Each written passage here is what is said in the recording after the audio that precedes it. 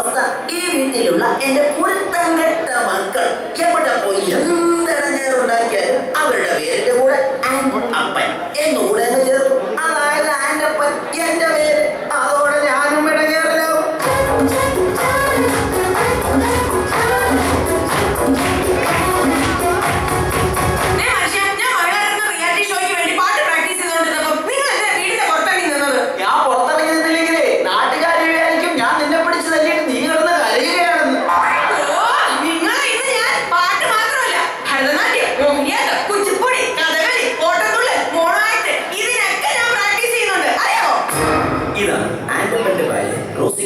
Reality show പങ്കെടുത്ത് താരമാകാൻ അരയും തലയും മുറുക്കി ഒരുങ്ങിയിരിക്കുകയാണ്.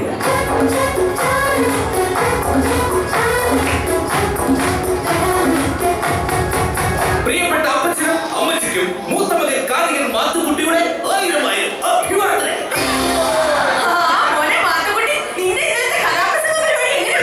അതൊരു കഥയാണ് അമ്മച്ചി. റിയാലിറ്റി ഷോയിലൂടെ ശ്രദ്ധേയരായിക്കൊണ്ടിരിക്കുന്ന എന്റെ കഥാപ്രസംഗം കേൾക്കാൻ ഇതിനെ ഒറ്റൊരുത്തൻ പോലും വന്നില്ല. അയ്യോ അതെന്താ? ഞാനാണ് കഥാപ്രസംഗം അവതരിപ്പിക്കാൻ വരുന്നതെന്ന് ആ കമ്മറ്റിക്കാര് പരസ്യം ചെയ്തില്ലാതെ. അവരെ പരസ്യം ചെയ്തില്ലായിരുന്നു നീ വരുന്ന വിവരം എങ്ങനെയോ നീക്കായിട്ടുണ്ട്. അതായിരിക്കും ആരും വരാത്തത്. കണ്ടല്ലോ, ഇതാണ് ആൻഡപ്പന്റെ മൂത്ത മകൻ കാർത്തികൻ മാത്തുക്കുട്ടി. ഈ കുടുംബത്തിലെ മറ്റൊരു റിയാലിറ്റി താരം.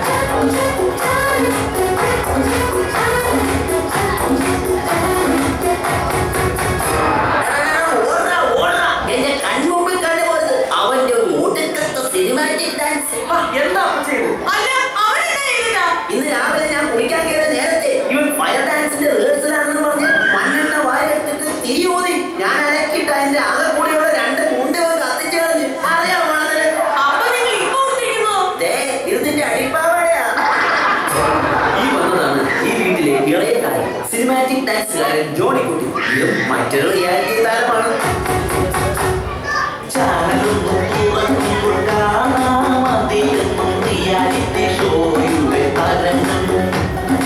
എത്ര കലകളെ പലരും എടുത്തിട്ട്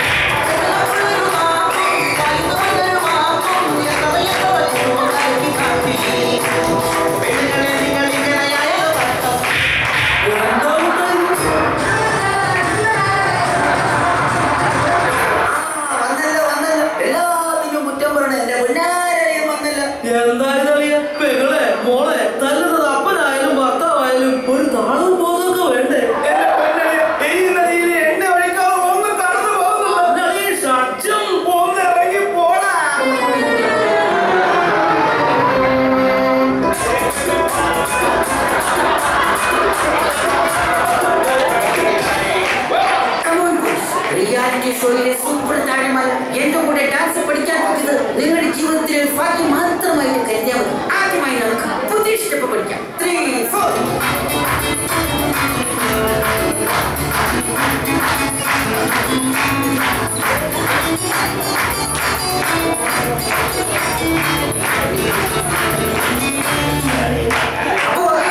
ഇപ്പൊ മനസ്സിലായി? മാഷിനെ കൊണ്ട് വീട്ടിൽ ഭാര്യ തുണിയലപ്പിക്കുന്ന ആക്ഷൻ ആണല്ലേ ഞങ്ങളെ ഡാൻസ് ആണെന്ന് പറഞ്ഞ് പഠിപ്പിക്കണത്. ഈ സ്റ്റെപ്പ് ഞങ്ങൾ അടിച്ച് തകർക്കും. 3, 4.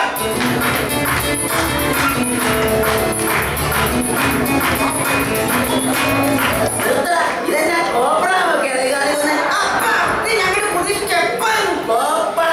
എടാ, ഈ റിയാൽ കൃഷിയുടെ കാര്യം പറഞ്ഞ് ചുമ്മാ കോപ്പറായ കാട്ടി നടക്കാതെ വല്ല പണിക്ക് പോടാ.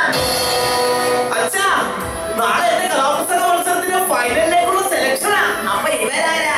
ഓർക്കസ്ട്രയുടെ ചെലവ് കുറക്കുവാനായിട്ട് ഞാൻ കൊണ്ടുവന്ന മിമിക്രിക്കാരാ.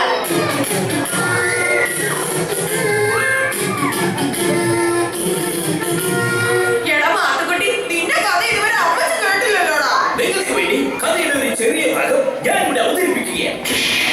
Correct music. അതാ കിഴക്കേ ചക്രവാളത്തിൽ പ്രഭാതം പൊട്ടിവിടുന്നു.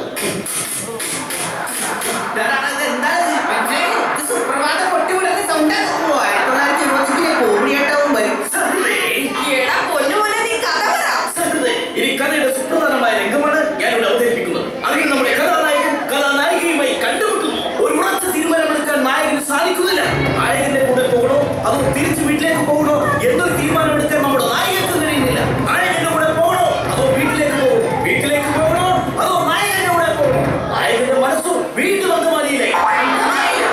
അങ്ങനെ അവൻ ചിന്തിക്കുക, നായികയെ കൂട്ടി വീട്ടിലേക്ക് പോകണോ അതോ ഒറ്റയ്ക്ക് പോകണോ?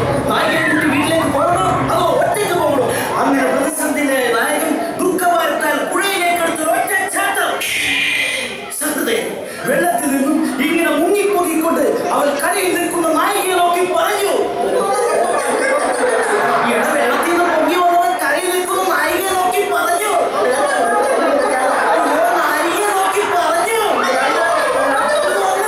പോടാ. റിയാലിറ്റി ഷോയിലെ ഒരു കടുത്ത മത്സരത്തിന് ശേഷം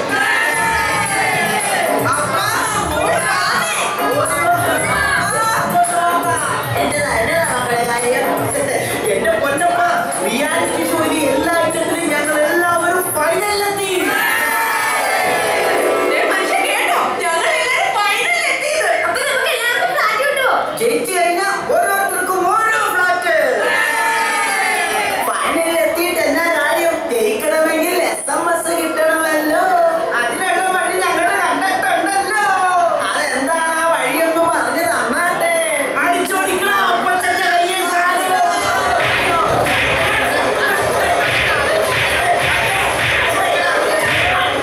അയ്യോ,